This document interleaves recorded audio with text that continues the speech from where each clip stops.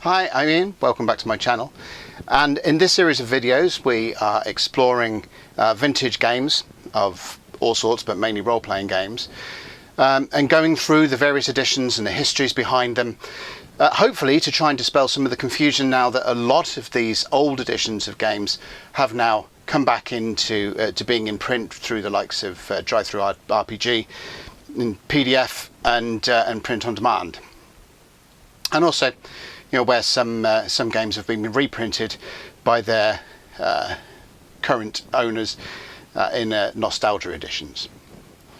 And this time out, it's the turn of a role-playing game that's been quite important to me for two reasons, really. The first, it's the first role-playing game that I kind of got into before getting into Dungeons and Dragons. I can actually remember having a bit of a stroll with a friend of mine, a friend that introduced me to Dungeons and Dragons, and a stroll through a field, having a bit of a discussion about the differences between the two games and how we might interest each other in our respective game. It's also, for the second reason, it's also a game that lends itself to being played by game masters on their own, away from the gaming table. Now, game masters and dungeon masters, whatever you want to call them, do a lot of work away from the table as it is, creating adventures, creating non-player characters, creating their worlds for the players to adventure through, creating their storylines and so on. But with this game, there is a lot that you can do. You are creating a whole sections of space. You are creating alien civilizations. You are manufacturing vehicles. You are getting your up to the elbows in the grease of starship mechanics. And if anyone hasn't figured it out so far from all of that, then the game that we are discussing in this particular video is classic Traveller. So, without further ado, I, Count Vidas, Knight of Deneb, member in good standing of the Traders Guild and of the Free Traders Group, member of the Travellers Aid Society, and captain of the Free Trader Svanhild, I would like to introduce you to my video on the 1977 editions of Traveller.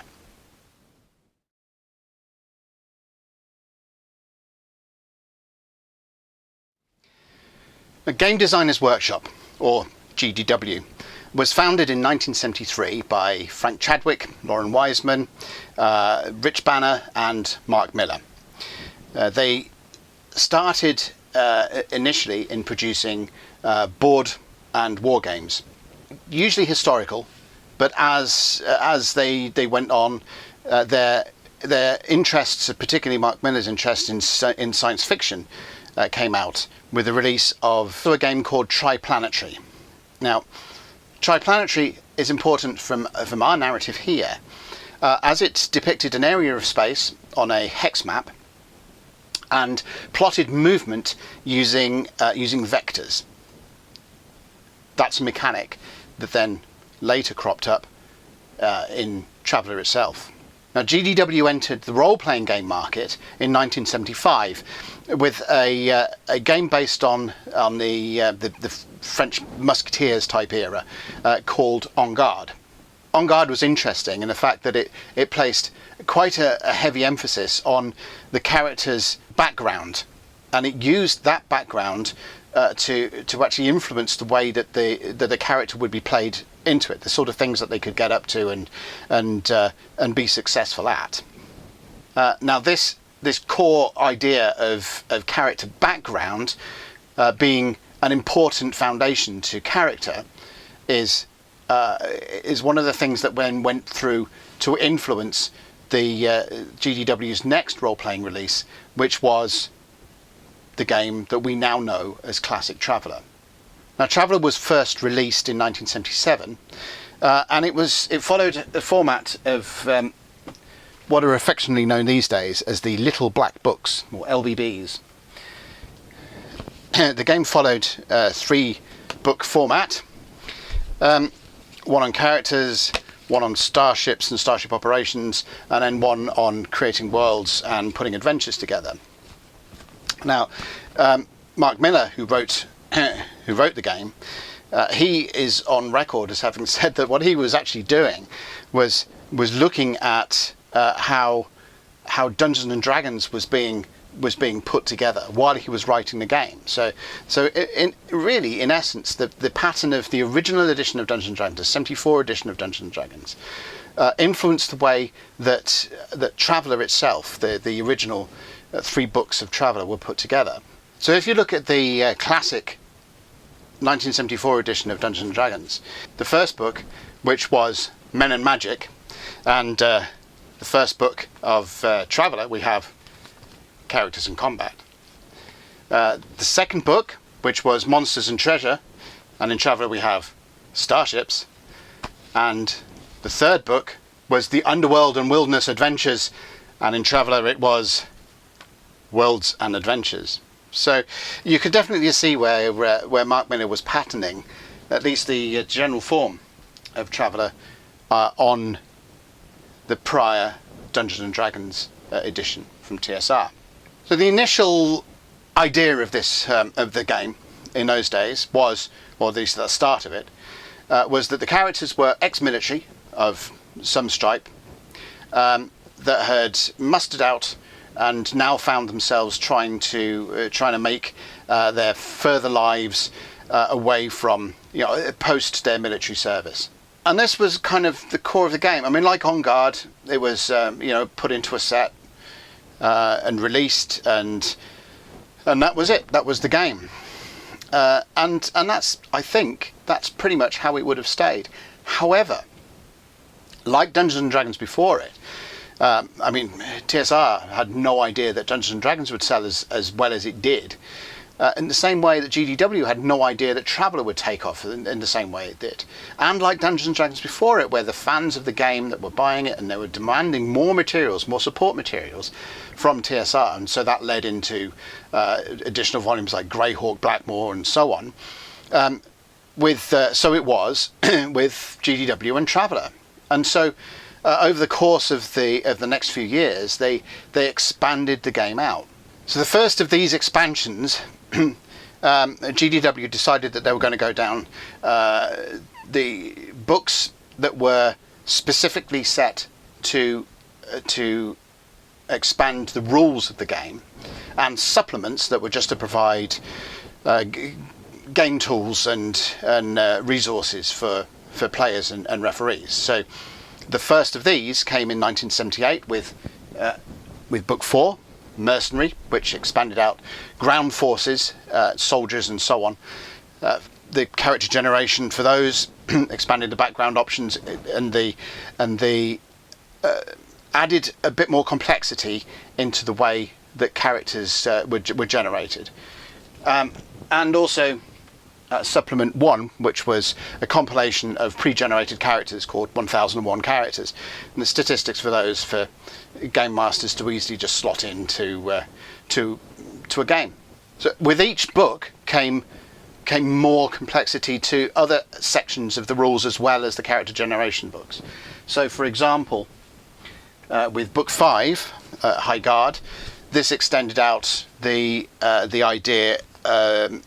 It extended out the starship design facilities from traders and small starships into the huge dreadnoughts used by the Imperial Navy and so on. So it expanded out the character generation process, but also expanded out the rules for creating starships.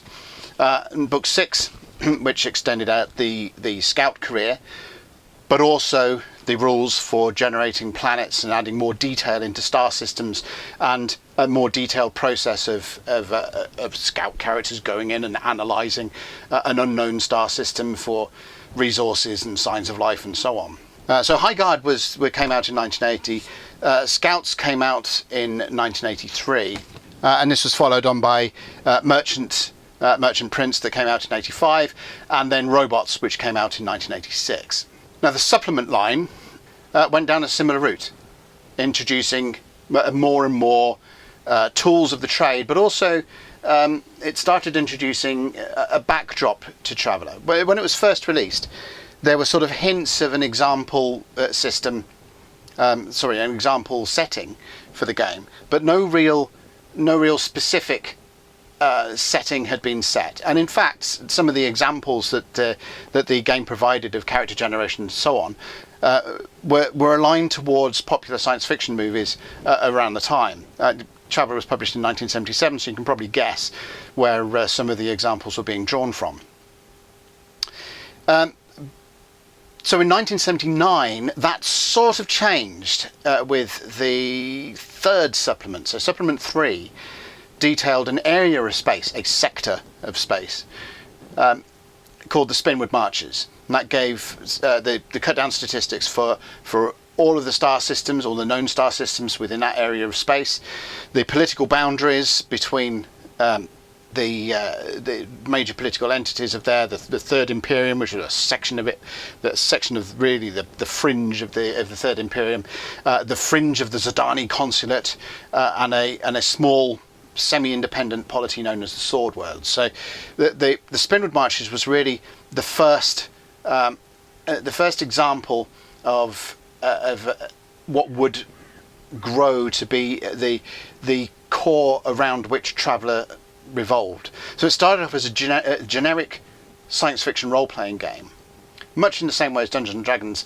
started off as a generic fantasy role-playing game, and then grew into a game that was modelling the Third Imperium, much as Dungeons and Dragons grew into a game that was modelling things like the Forgotten Realms and Greyhawk and Dragonlance. This was further expanded out in the two supplement volumes under the title Library Data. So there was Supplement 8 and Supplement 11 that were that detailed a number of aspects of this Third Imperium, a number of the concepts of this Third Imperium, including the alien races that inhabited it, as well as the humans. And those two books were released in 1981 and 1982.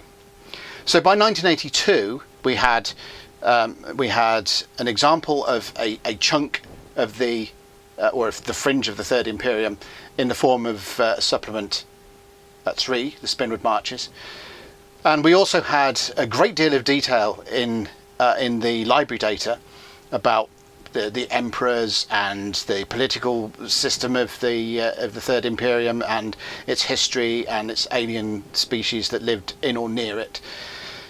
So it really was the Third Imperium as a setting taking off. Alongside the Little Black Books for books and supplements were also Little Black Book adventures. These came in the form of adventures and double adventures. Now these adventures were time-stamped.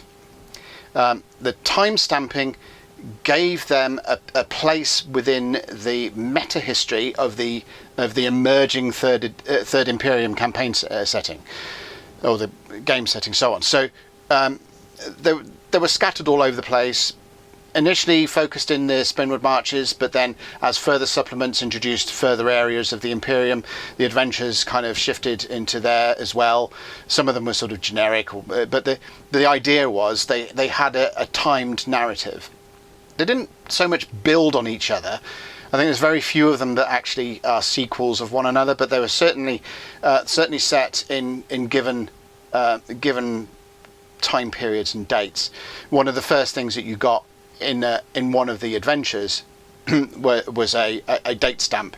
Now this adventure takes place on this particular day of this particular year, and that all continued to grow the idea of the Third Imperium. So you didn't just have the backstory, but now you had the forestory, if you like, the characters.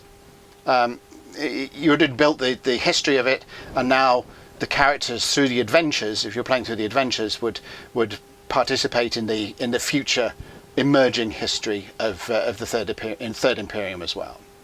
In a post Little Black Book Traveller world, lengthier modules. I mean, the success of the game meant that they no longer had to really produce small booklet-sized supplements for it. They could produce more lavish affairs with better components and more length to them and so on. So throughout the mid mid to late 80s, or 84 to 87, you had larger books coming out. You had the alien modules that went into great depth about the various alien species, Aslan and the Vaga and the Kukri and so on. And some larger campaign settings and scenarios, such as Belt Strike, provided a deeper narrative for the players to immerse themselves into. And the emerging history of the Third Imperium, or the emerging setting of the Third Imperium, also translated itself into board games. So you see, GDW produced a number of board games that also served to create a backdrop and a continuing future history of the Third Imperium setting. So, for example, the Fifth Frontier War game that was published in 1981, that dealt with an emerging conflict between the fringe of the Third Imperium within the Spinwood Marches against the Zordani consulate. So you had that going on, and some of the adventures would tie into that. They used that as a backdrop. This conflict was part of the scenery of those adventures. And it was also quite an interesting exercise back in those days to run a game of Fifth Frontier War, either solo as a game master. You plot various movements of various armadas and so on the map, and then fold that into the games that you were running. So when the characters turned up on a particular world where in the game that you were playing solo something was happening, or a fleet had moved into that system or something, you could tie that in. You could describe that to the characters. So you could between game sessions, you could bring the board game up to date with where the characters currently are in the timeline. So the whole sort of backdrop of it emerged dynamically as it went on.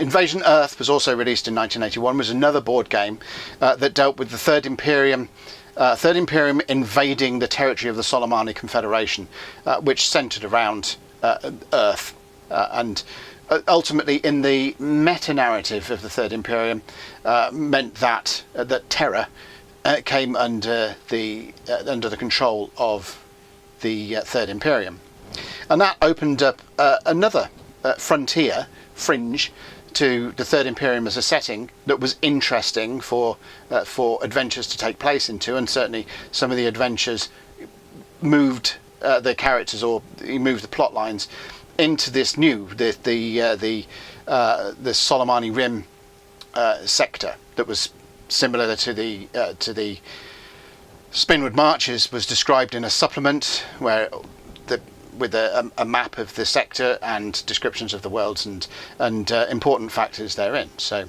Traveller rules and the Third Imperium setting that grew out of the Traveller rules, and the board games that grew out of Traveller the game and the Third Imperium the setting, all tied together to form quite an interesting meta experience for people. It was like a whole hobby, a science fiction hobby in and of itself, where you had the storyline, the emerging storylines of the Third Imperium, board games to play with in the Third Imperium, a role-playing game to play in the Third Imperium. But it pretty much all started with Traveller, with this generic science fiction role-playing game that did better than the authors and publishers had thought it would, that channeled them down all sorts of avenues. Oh, and as a supplement to that, we've mentioned board games and role-playing games and so on. There was also a war game, a skirmish war game called Striker. Again, that was released in 1981, and that a lot of these games folded into the Traveller rules themselves, and enhanced, in the same way that supplements and so on enhanced the rules that were there for referees to play around with. So Striker, for example, as well as the rules of the game and some construction rules for building tanks and so on and military forces, also provided some rules and essays on the structure of militaries in the Third Imperium, and right down to generating the GDP of a world that could then go into, or part of it, determining how much funding that they could provide for a military, so you could then determine what sort of military existed on a world from the rules that were presented in Striker. So it was really quite an encompassing experience with Traveller. So ultimately, GDW felt that the Traveller line wouldn't last and that people would get bored of it. And so they'd planned to replace Traveller in terms of a science fiction role-playing game with another game that they'd been developing called Traveller 2300. And that game was released in 1986. But Traveller itself had proven so popular that its popularity was still continuing. So rather than end the Traveller line as they planned, they approached another company called Digest Group Publications, who had been publishing the Traveller Digest, a quarterly magazine, third-party company magazine that had been producing some really interesting articles and things for the Traveller game, including some tightening up of the rules and way that skills and tasks were used. So in 1986, they were approached with a mind to them collating and writing a new version of Traveller by collecting together all of the classic Traveller rules and supplements that have been published so far and putting them together again in a more consolidated format with their own thoughts added in top. And that game came out in 1987 called MEGATRAVELLER, which is the second edition of Traveller. MEGATRAVELLER will be a subject of its own video when we get there, as will Traveller 2300. But just suffice to say that having two games with the name of Traveller inside them caused a lot of confusion. People felt that Traveller 2300 and Traveller were related games, clues in the name and things like that, but they weren't. They were two separate games. They were both science fiction games, but the background to Traveller 2300 was definitely different to the background that was presented for Traveller itself. So ultimately, the Traveller 2300 name was dropped in favour of just calling it 2300, and Traveller continued into MEGATRAVELLER. Like I said, we'll deal with MEGATRAVELLER on its own. One thing I've got to mention while we're discussing Traveller and GDW's input in publishing the game is the number of game companies that at least started their trail down the role-playing category or into gaming in general by entering into third-party licensing agreements with GDW, which GDW was very much open to. TSR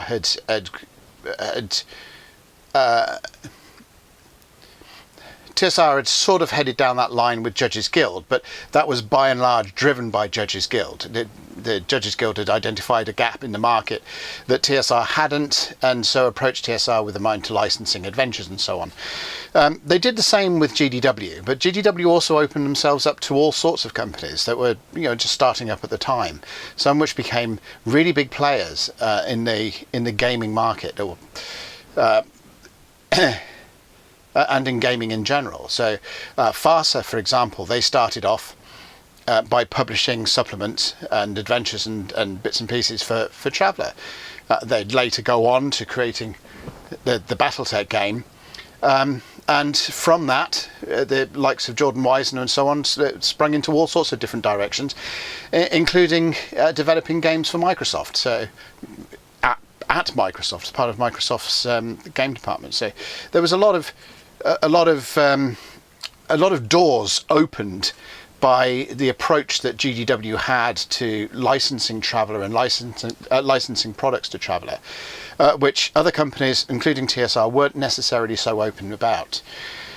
And it took Dungeons and Dragons until the release of third edition in 2000 to do anything like that with the D20 license. So we had a number of companies that were publishing things like Paranoia Press, Judges Guild, Games Workshop, and FASA, and a lot of these companies have gone by the wayside, but some of them have gone from strength to strength. It's not that they started their entire business revolving around Traveller, but it certainly was helped getting them established and into the gaming arena by Traveller's GDW's fairly open attitude to to providing licenses for those, and that continues to this day. Traveller has been, or variants of Traveller have been released under various guises, some of which we will cover in their own videos as we go through.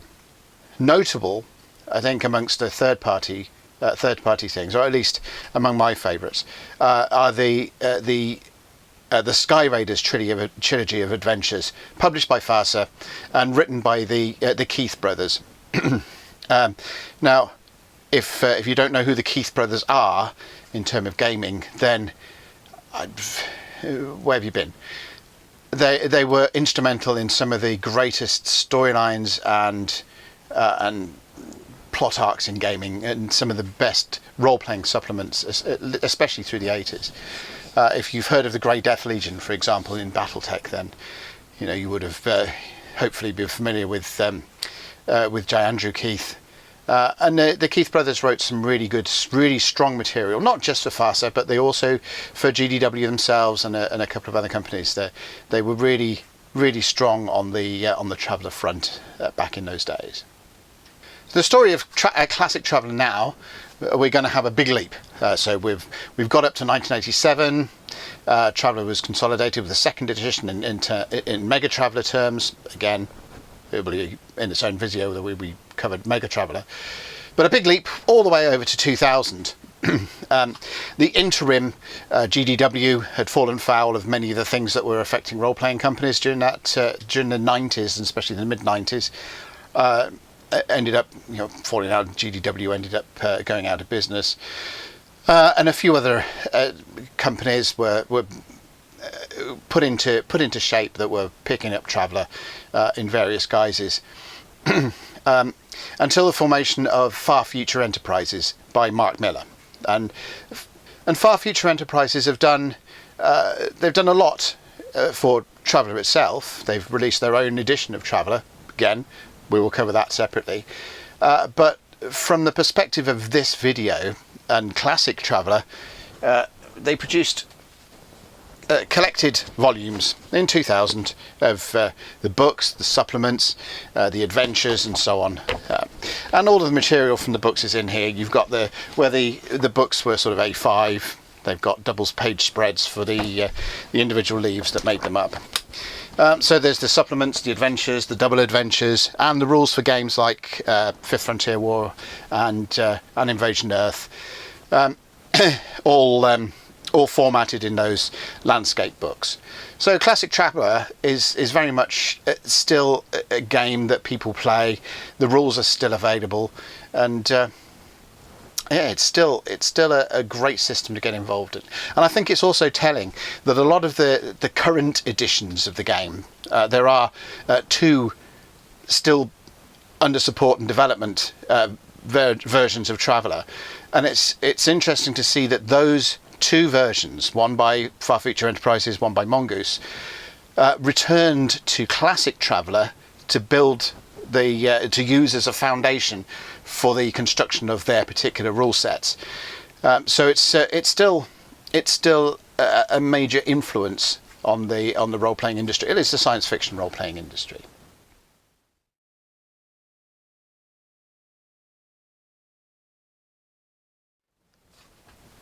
For the play section of Traveller, I want to discuss the three different elements to the Traveller experience, if you like. The first is the experience that games masters can have on their own, referees. Now, you might think a referee's job is simply to run adventures, to referee the game, to maybe write background for the campaign and put adventures and adventure seeds together.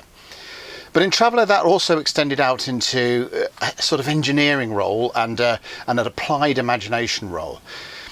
So from the engineering role, a referee got all sorts of systems to construct vehicles and starships and robots and all of these technical marvels, and not just science fiction age type things. The rules for Traveller cover every single period of potential technological development from Stone Age to really high science fiction.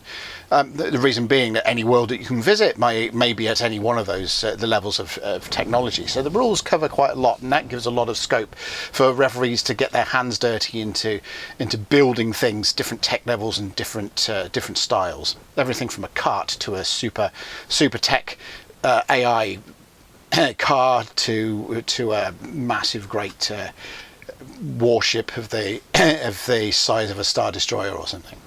So there was a lot of that side of things that referees could get involved in. There was also the creating of the backdrop against which the adventures would take place as well. The campaign setting, but the campaign setting wasn't the same as it would be for Dungeons and Dragons, where you create an area of the world and detail that area and the cities that the characters might use as home bases and adventure in, and adventure locations that they might visit.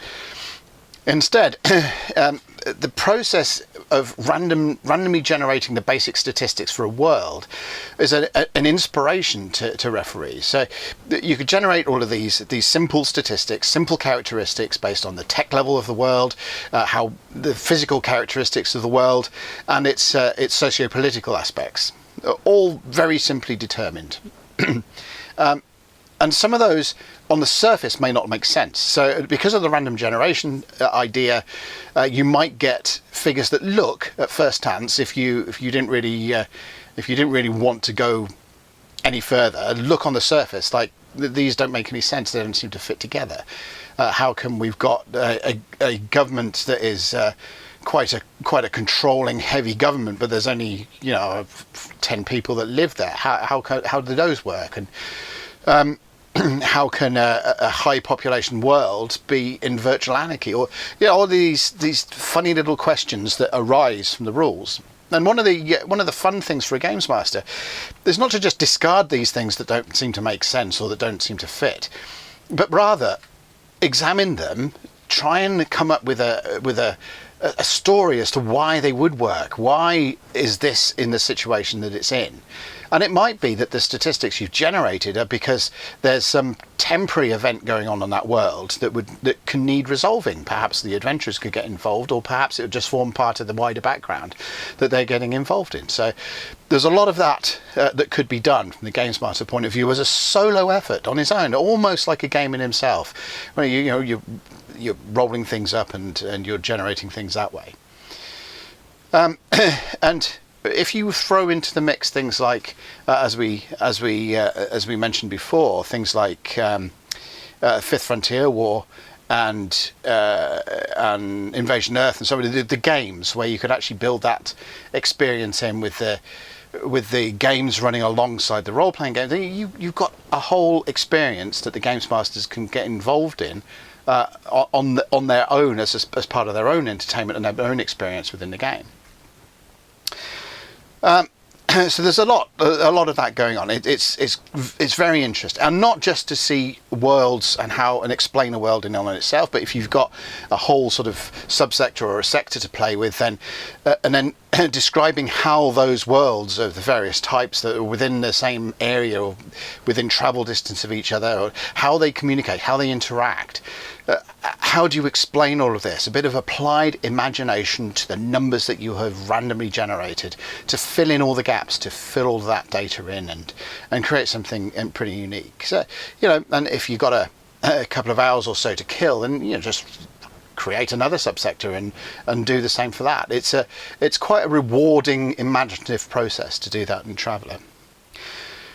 The second aspect of play, or the second component of the play experience of Traveller, for players this is the process of character generation. Now, Traveller is famed for the phrase your characters can die during character generation, and that's partially true, but the character generation, much like the world generation that referees get involved in, character generation is a case of you make some decisions, you roll some dice, you work out the statistics of your character, you work out what their career path, what skills they've picked up, what medals they've been awarded for various,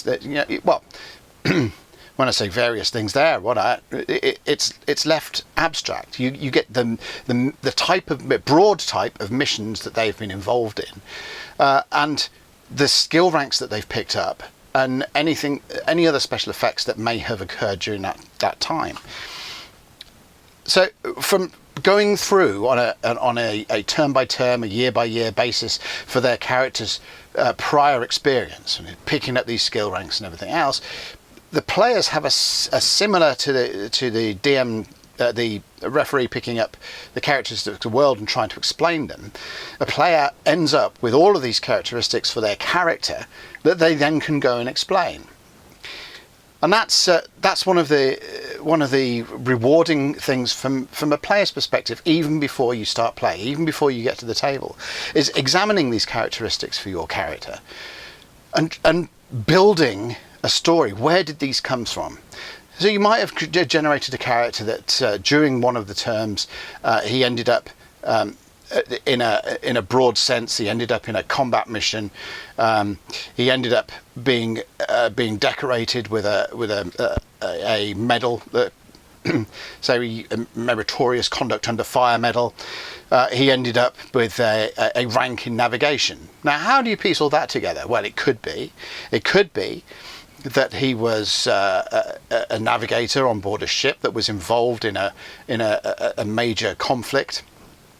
And the vessel may have come under heavy fire and may have been on the verge of in destruction. You know, it could have been coming apart at the seams, and as a desperate act to try and save his crew members of the vessel that he was on, this guy could have gone in and persuaded the navigation computer to redo, thinking on the fly, pulling in all of the navigational parameters plugging them into the navigational computers, working by the seat of his pants, and getting those in to get his vessel out of the situation and thereby save his crew.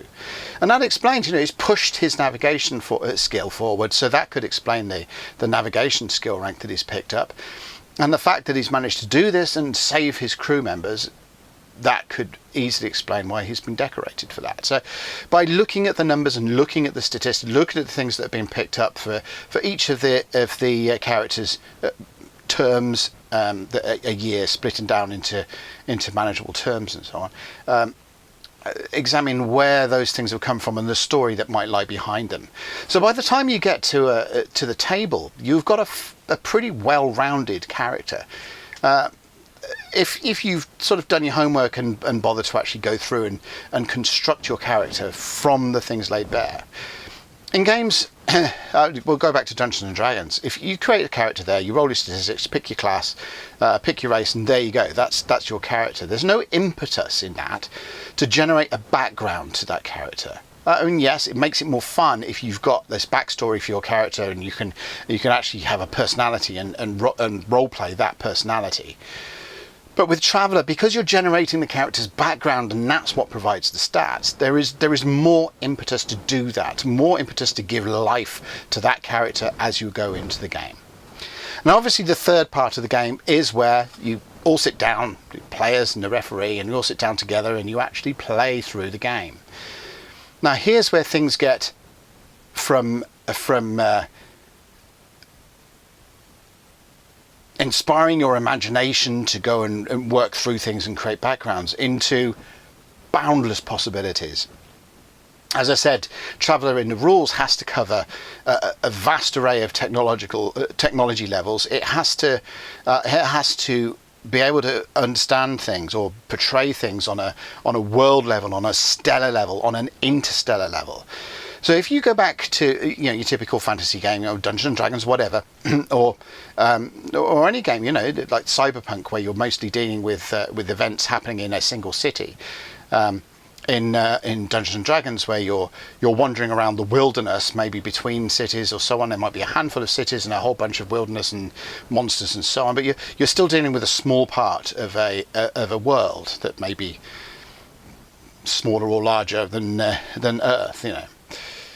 So there are a few games that have the potential for the scope that Traveller has. I mean, most science fiction games do, but most role-playing games, and if you think that most role-playing games are actually fantasy role-playing games, but most of them deal with a very small area. And if you imagine the adventures and the plot lines and the storylines and so on that you can have over the course of years with a gaming group in that relatively small chunk of a world, and then expand that out to what you can do with Traveller on the scale that it says. You could have a Traveller campaign that's set on one world or a small section of a world and the things that go on there. You could have a game that concentrated on the workings and adventures, whatever, to be had in a single city. You could do it where it's more interstellar in notion, where the characters are traveling from star system to star system and trying to make their way there. So there's a huge expanse of stuff in there. If you want to go down the sort of literary model things, it's quite a common trope in role-playing games, is to take a world that you like from literature or movies or television and translate that into game form. You could do that with Traveller for any stripe of science fiction that you wish. You can do it for the cyberpunk novels of William Gibson. You can do it for Dune. You could do it for Star Wars. You could do it for Asimov. You could do it for Doc Smith. You could anything from your classic pulp science fiction, Buck Rogers and all that, and anything up to modern day Avatar or the Aliens movies. The whole of science fiction opens itself up with Traveller and within its scope. And in fact, over years, again, as we'll discuss in other videos, the Traveller rule set has been used several times to present role-playing in various science fiction worlds. Like Judge Dredd comes to mind. You can also play around with the rules. The rules, we'll discuss the general. We'll discuss the basics of the rules in a minute, but you can play around with them, and the way that the game plays quite well. I mean, you're not talking about something like Rolemaster where you've got, or Space Master, and better correlation in this case, but where you've got a highly detailed game with lots of stats and lots of skills. What you have is enough skills and very basic mechanics, and that makes the game more expansive in the narratives that you can put down. So I'll give you an example of one of the game campaigns that I ran with Traveller, is where the players, none of them had character sheets. They were all using pre-generated characters, and the only information they had about their character was the name and a barcode, and that was it. And I kept the character sheets, and they through the course of their cryogenic sleep and events that had happened to their ship, they'd lost all memory. So they know what their names were, but they didn't know how they knew each other. They didn't know the positions they held on the ship, and they didn't quite know what had happened. They couldn't remember anything from there, and they had to work things out. They had to work out who was the best engineer, who was the navigator, who fulfilled all the roles necessary on the ship. Let's get a bit into the mechanics then of the game. So at core, virtually every single role in Traveller uses 2 six-sided dice. Some use 1, and to these dice are applied a die modifier, or DM. And then those are applied to a target depending on what you're doing and what the referee has, the situation the referee has described. The referee will set the difficulty modifiers. In combat, the difficulty is always 8. The target is always 8. And then your skill at being with your weapon and your opponent's situation and ability to avoid your weapon go and provide DMs to the roll to see if you finally break that, get the 8 or more target number that you need to successfully hit them. The skill numbers, I mean, if you're used to games where your skill ranks go up and up and up and up and up, in Traveller the numbers may seem a bit off to you, but if you're talking about a six-sided dice roll, so 2d6 on the dice rolls, then even a small number of ranks can create a significant shift in your chances of success. So, 1, 2, 3, 4 ranks is a sort of common range that you'll get in a lot of the character skills. Unlike a lot of role-playing games, Traveller doesn't use hit points. What it does is your character takes damage. That damage is taken off their characteristics. They have strength and agility and constitution characteristics. So the more they are injured, then the lower those characteristics get away from their fully healed maximum. So the damage is taken off those statistics. They because of that become less effective at fighting, which is where other games start building in modifiers to say, oh, you're suffering from this injury, so therefore it's been less effective. Traveller has that almost baked in because your characteristics have been directly affected by your wounds. And then ultimately, if one of those drops to 0, then you're unconscious, and if they all drop to 0, then you're dead. So character improvement in Traveller is not the same in many other role-playing games. For a start, Traveller isn't leveled. There's no such thing as a level 4 Traveller character. It's not. It's an entirely skill-based game, and it's not often that your characters improve in their skills. There are mechanisms for improving skills, but they require time and specific training out of normal play. So you can say that if a character is being 1 year later or something, so you can say that your character has been engaging in training up another skill during that time, but they don't tend to be picked up during the game. Oh, there is downtime as well. A ship takes a couple of weeks to get through its jump space, the way that the ships travel through between stars, and you can assign part of that time to improving skills and so on, but that's not the main goal of the character improvement stakes of the game.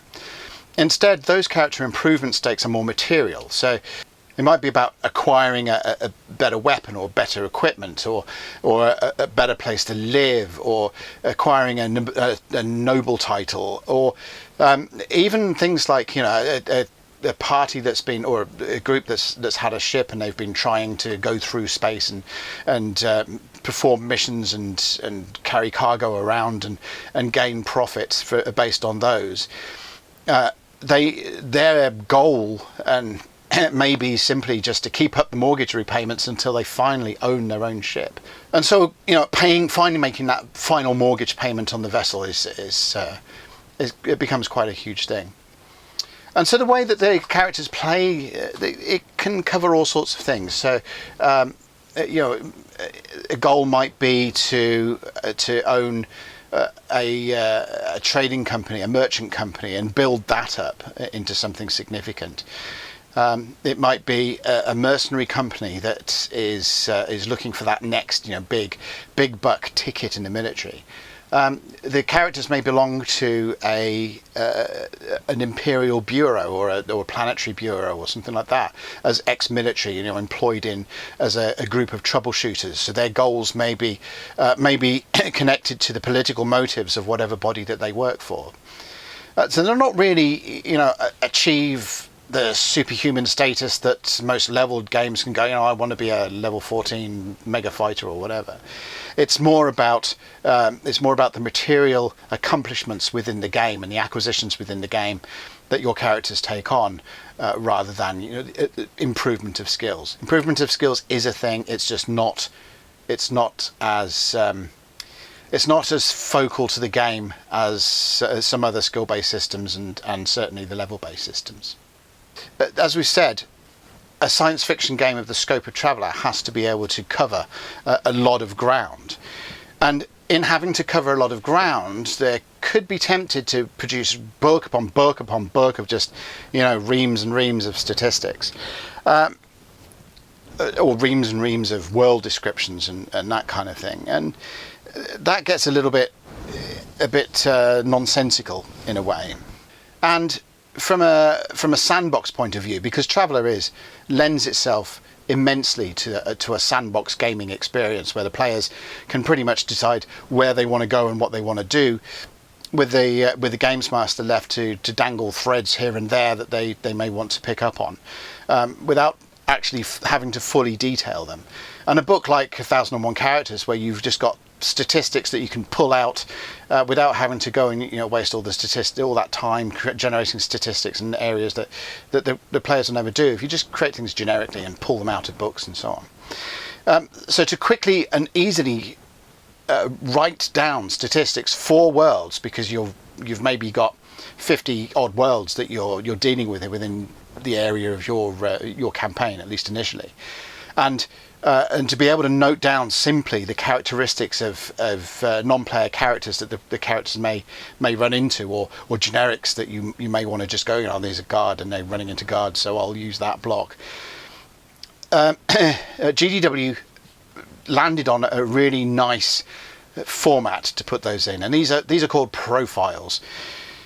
So you have, for example, a universal world profile or universal planetary profile. The profile there, it drags all of the basic characteristics of a world, and you're talking at technology level, the planetary size, the nature of its atmosphere, its surface coverage of water, its population, or the order of magnitude of its population, the nature of the government, and the general law level that is imposed on the world, and its tech level. And it does that by compiling it all into a single string, this profile string. And once you get the hang of it, they look a bit alien when you first start the game, but once you get the hang of them, you can actually look at these profile strings and easily just look at one and go, oh yeah, okay, I know what that world's like, and you kind of train your eye to the character, the digit within this string that you need to look at for any given situation in the course of the game. So they look a bit weird to start with, but then once you get used to them, they're good. And the same applies to to characters themselves. So there's a universal personality profile that compiles all of the characters' basic statistics into a string. And again, if you learn to read them, then you can just go, oh, okay, this is his strength is that, or his agility is that, or dexterity is that. By using those profiles, it means that you can have a lot of information at your fingertips in a relatively compact amount of space. And if you're like me, you've got spreadsheets of these things, and you've got spreadsheets of that generate these things for you. So, at a push of a button, you can have yet another sheet that's got another 1,000 planetary profiles or personality profiles for you to draw from. So it's really easy to set these things up and to have a lot of information at your fingertips without doing a huge amount of work. The work comes in translating and using those profiles. Once you've got a whole bunch of them kicking around, then it opens up the sandbox quite well, and you can learn to think on the fly and learn to bring these profiles in and to translate them on the fly. Keep copious notes onto if you've translated a profile of a world in one particular way of how it all works together and what it all means for that particular planet, then for heck's sake, write that down so that when the characters visit it again, then you're not having to retranslate it and have the players sit around and go, hang on a minute, last time we were on this world it was like this, and now. So yeah, keep copious notes. Once you use a profile, use your imagination, build it up, make sure you note down what you've just built up, and then when the characters come back to it, it's consistent again. Although, and as we'll see in later editions of Traveller, although it is nice to be able to tweak around and play around with the profiles, and obviously things like size and so on won't change often, if at all, for a planet. But things like atmosphere certainly can. The characters may visit a planet at one point, and their atmosphere might be perfectly fine and breathable, and the next time they visit it, it might be tainted. It might have some kind of toxins going in the atmosphere. And that could be because it's a mining operation that started up there and started kicking out all sorts of crap that's corrupted the atmosphere on it, or it may be that some natural or unnatural disaster has hit the planet that's caused that to happen. And the same with, the oceanography of the planet may change. They visited it. It was about 50% water at one point, and now they've gone again, and its oceans have shrunk back, so only 10% of the planet has gone because there's been an ecological nightmare that's killed all its polar bear equivalents and taken up a lot of the ocean space. And population and government types and law levels can certainly change as things happen.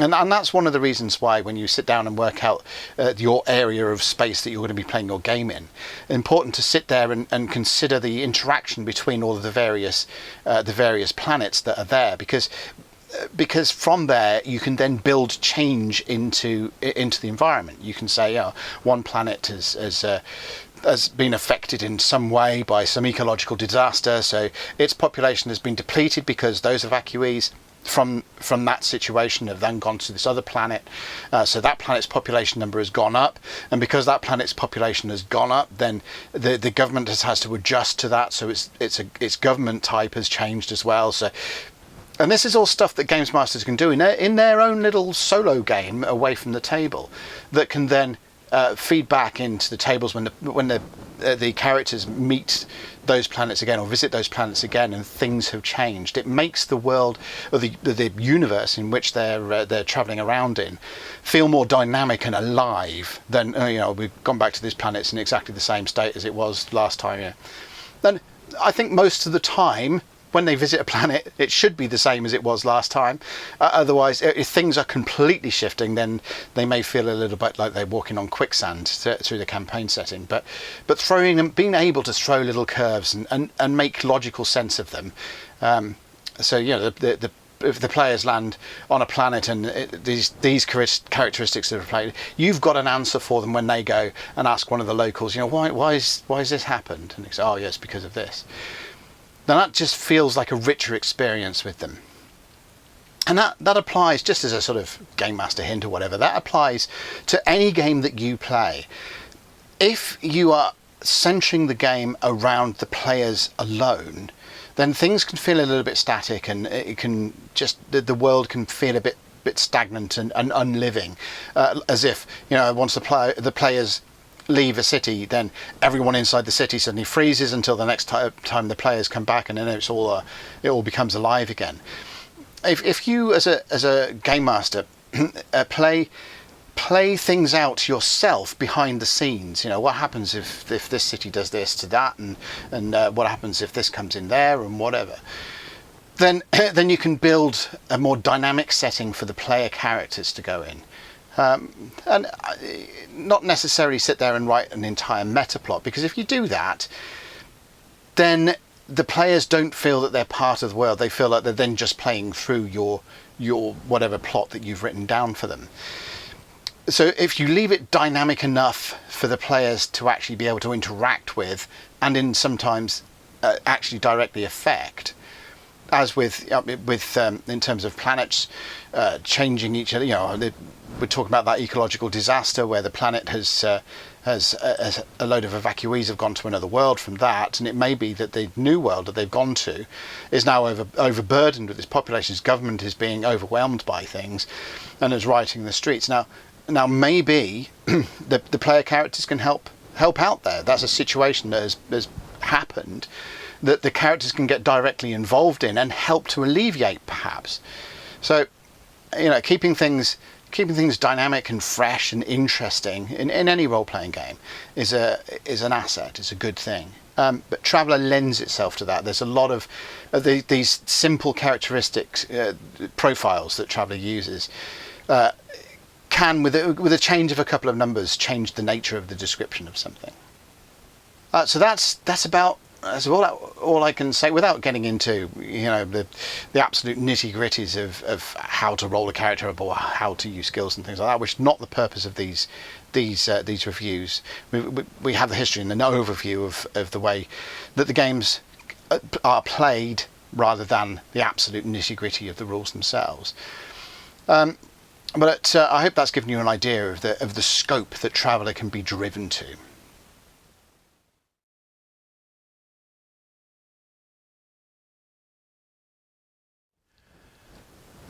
So to review, I mean, cards on the table, Traveller is one of my favourite role-playing games that are out there in several of its forms. I have at various times owned and played all of the editions that have been released, even some of the third-party, well, most of the third-party ones that have been licensed and spun off. So you can kind of be biased, but at the end of the day, opinion is driven by your experience of things. And if you have a good experience with a game, you're going to have a good opinion of it, and therefore you're going to give a good review. That's what how these things work. So yeah, I mean, let's say from the bat, Traveller is probably my default 5 out of 5 game to which everything else has to aspire to. There are some aspects of the game that players may initially be puzzled by. I mean, we've discussed the idea that there's no direct character improvement impetus for them, other than to go after material benefits and to actually live and experience the universe in which they're travelling and try and make a success of what they're doing in it. So the drive towards accumulating experience points in order to acquire more power, that's not there. So players coming in from leveled games like Dungeons and Dragons that have more of a that aspect to it may at first be a bit puzzled by the way that what they're expected to do with Traveller. So, and because Dungeons and Dragons these days, I mean, a lot of us have played sandbox games before, but the default mode of play of Dungeons and Dragons is not sandbox anymore. More of it is sort of plot-driven narratives that characters play their way through. And if they've got used to that sort of thing, and you suddenly plonk them and say, right, you're on this world, you've got this ship, you've got this mortgage to pay. If you go to the Traveller's Aid Society information point, or you go and have a look at the data that's installed into your computer systems on board your ship, then you've got this information about the worlds that are near to you. There is a spaceport lobby with some shifty characters around that you might want to go and talk to, and what are you doing? Then I found that in a lot of players that haven't gone through that sandbox notion of we are living in this world, so let's try and role play our way through it and things. They kind of look at you gone out. They're expecting plot lines to be fed to them and the story to reveal itself, rather than them making their way and their own story within the setting that you provide for them. So it can be a bit mind-blowing from that. That's not a con of the game. If anything, that's a narrative or a critique, not a criticism, but a critique of the way that the role-playing game industry, in its vanilla form, has gone. That's the sort of rabbit hole it's disappeared down. But that's not to say that that's the only aspect of role-playing that there is. And sandbox, especially in Traveller, can be a rewarding experience. But you've got to find ways of getting the characters and the players on board with that, for them to be able to feel free to create the narrative instead of expecting the narrative to be fed to them. For me, I mean, as a review, you have to go and take a step back and try and find elements of the game instead of being Traveller. I could easily just be enamored with and wax lyrical and say it's the best game ever and so on, which but from a meaningful review, it's good to take a step back and to see if there's anything within the game that you don't like, that you feel could be done better. And it's a little bit difficult when you're looking at it from a perspective of several editions of that game down the line and trying to look back and say, what frustrated me about this game way back then that has since been resolved in later and different editions. So, but having done that for the purposes of going through these things and reminding myself of how these games worked and how we played them back in the day, with Traveller, I think it's the Lego kit to some of the design elements. It felt like, for example, with starships, when you were designing a starship, it felt like you were using predefined Lego bricks to construct something from. I mean, you could come up with some unique designs by playing around with the numbers and so on, but it just did feel like you were using some prefabricated, provided Lego bricks to do that.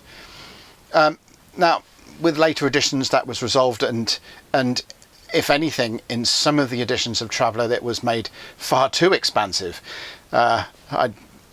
Much as I enjoyed playing around with building everything from the firing caps of bullets up, well, the firing caps of cartridges and the calibration of bullets and then the gun that they fit in, and then all the way up through the design sequences from later editions or certain editions of Traveller. The classic Traveller, because it's compact in size. I mean, you only have a small book that details the initial starship design stuff, and then when you get into High Guard, there are further rules that expand that out a bit. But I think you've got a limited amount of space in order to put what could be a very complex process in place. So I think by necessity, it was a Lego kit type of system, modular system. But from an engineering point of view, then it did sort of fall flat. But it is what it is. It does the job. It produces the statistics that you need to run starship encounters and for the players to run their starship. It does exactly what it needs to do. It might feel like it's you're putting a Lego kit together, but from that Lego kit you get absolutely everything that you need to run that starship within the game. So it's probably the only thing about the game that I didn't get on with, and I can't say that I didn't get on with it from the start. I think it's more because I was reasonably young when I first discovered Traveller and started playing around with it, and it's only later that Lego kit system started to feel a bit staid. So at the beginning of it, the Lego kit concept was ideal because I was a kid and playing with Lego was fantastic, and that was about the level of my engineering thought. But later on, when I got more into engineering and more into understanding how mechanisms worked and reading more on how speculative starships and things like that might work and so on, the Traveller system started to look old and very Lego kitty and very much the tool of my younger self. So I don't think it's necessarily a bad thing. I think I grew away from liking it for other reasons. The system works; it's fine. It's just if you don't really like being forced down certain avenues because it doesn't fit within the modular thing, then maybe it can feel a bit frustrating. But on the whole, Traveller as a game, it's really easy to pick up. There is nothing complicated the rules whatsoever. Some of it gets a bit mathematical, especially when if you want to get into the detail of slingshotting around planets to achieve velocities and so on. Then if you want to get to that detail, the formula are given in the books. Most of us, at least of a certain age, when we were playing the game, we didn't really bother with that. We looked at the mathematical formulae and went, yeah, okay, they look very nice, but we'll do those on a more abstract way, which it's a prerogative of the type of games you want to play. If you want to get into the real hard nitty-gritty of the mathematics of it, then you can. It's all there. It's all provided for you. And if you don't, then you don't have to. You only have to concentrate on those elements of the game and the rules that suit the narratives that you're trying to build with your gaming group. If you're more interested in a Star Wars type, space opera type thing, then the maths won't necessarily appeal. If you're trying to build a more hard science fiction kind of feel to things, like Asimov or something, then maybe those elements will be a bit more important to you. That's a pretty good overview of the way at least we played the game, and still do every now and again. So yeah, classic Traveller, in my opinion, 5 out of 5. I had to hunt down that floor and with the modular thing and remember my frustrations, but those frustrations, like I said, were because I think I grew out of it from the original, my original tenure with the game. So if you pick up a rule set and then remind yourself of it, and then really have to hunt the things that you didn't like about it, that says something. It's rules light. It's rules light in gameplay. It's rules heavy in game prep, creating worlds and so on. Especially if you're building worlds, especially with the additional rules introduced by the Scouts book. But it can be as complicated or as easy as you like. But the gameplay itself, playing through all of these things, it's a simple set of rules. Doesn't get into the way of any of the narratives that you're trying to build. Doesn't get into play of any of the tension that you're trying to construct in encounters, or any of the interactions that your players are trying to have with non-player characters in the game. So light touch on the rules, deep and technical where it needs to be.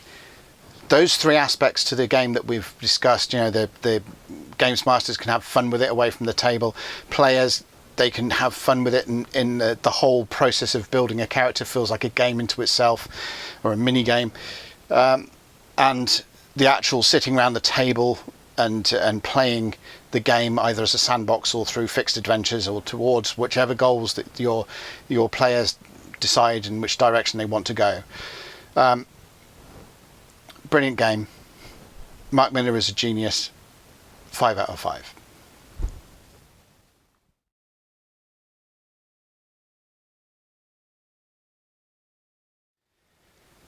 So in the essentials, for the essentials, the game is available in PDF from Drive-Thru RPG. Far Future Enterprises also do a CD-ROM version of the game, of the classic game, that includes all of the GDW materials that they ever published for it. And also they do Apocrypha CD-ROMs where they've included like all the faster materials and the Paranoia Press materials and so on. So all of the material that was released for Classic Traveller is available from either from Drive-Thru or from Far Future Enterprises. These books, if you can find them, they make great reference reading. They're a little bit hard to use at the gaming table just because of their landscape format, and the little black books were a lot easier to sort of have, and something that's portrait is easier to reference behind a screen, purely because the actual width that you end up bringing to the table as a referee just extends out the amount of room, horizontal room that is being taken up there. But it's all available. The Classic Traveller game is available should you want to go and give it a try. The best way to do it is to pick up Book 0, which gives you an overview, an introduction to the game, and some sample adventures or a sample scenario, and introduces you into the concept of the science fiction role-playing game, and an introduction to the Imperium. You don't have to play in the Imperium. The Imperium has kind of overtaken the game a little bit. I think Traveller is now more famous for being the game of the Imperium than the Imperium just being a setting that is possible with Traveller. So don't panic about, oh well, I don't particularly like the setting of the Third Imperium, because it's not the be all and end all of Traveller itself. And then pick up either what's called the Traveller book, which was a compilation of rules from the classic game, or the first three little black books, 1, 2 and 3, and then you'll have everything you pretty much need. If you find that your appetite for detail and the character generation feels like you want to expand that more, then go and look into mercenaries and scouts and merchants and high guard, those books that will extend character generation out to a more detailed level and provide more complexity in the rules that you'll use for starship design and world design and so on. So it's a game that can grow with you if you start with those basic 3 books. Well, start with the Introduction to Traveller, book 0, and then book 1, 2 and 3, and then decide where you want to go from there. And in a way, Classic Traveller forms a brilliant introduction into all other editions of Traveller. They all follow similar routes, especially in things like world design and the way you translate worlds, which I think is a fairly large part of the game. They differ in character generation process, and they differ in some of the design mechanisms because they use different rules. So some of the design mechanisms for starships, for example, change between different versions. But certainly the core concepts of the game, the core of what the game is all about, and Classic Traveller is a good place to start if you want to get into Traveller. I think every iteration of Traveller beyond Classic Traveller adds more complexity into the game. Is not in a ever escalating scale. For example, I don't think the Mongoose Traveller, the current Mongoose Traveller, is any more or less complicated than MEGATRAVELLER, but it's certainly more complicated and more complete, if you like, than Classic Traveller was. So if you start with Classic Traveller, and that will lead you into any of the other editions of Traveller that you may wish to give a go.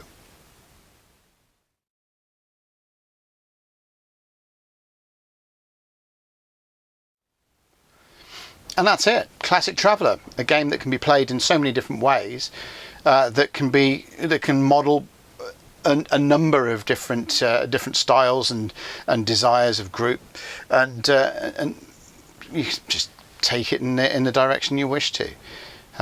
It's a simple set of rules with a huge impact in the scope. So if you enjoy anything from classic science fiction like Skylark, Asimov, Foundation, Lensman, Dune, all through to space opera like Star Wars, all through into modern science fiction movies, then and books and so on, then it can do them all. It can do all of those different styles. It can do science fiction horror if you really want to go down that route. It can do near future if you want to do something like a cyberpunk thing in a the 2030s or whatever. Or even if you want to play something that's more modern age, World War II, you could easily do that. So as a set of rules, it covers so many different bases, so many different styles of play, so many different play concepts. So just give it a go. You've got nothing to lose.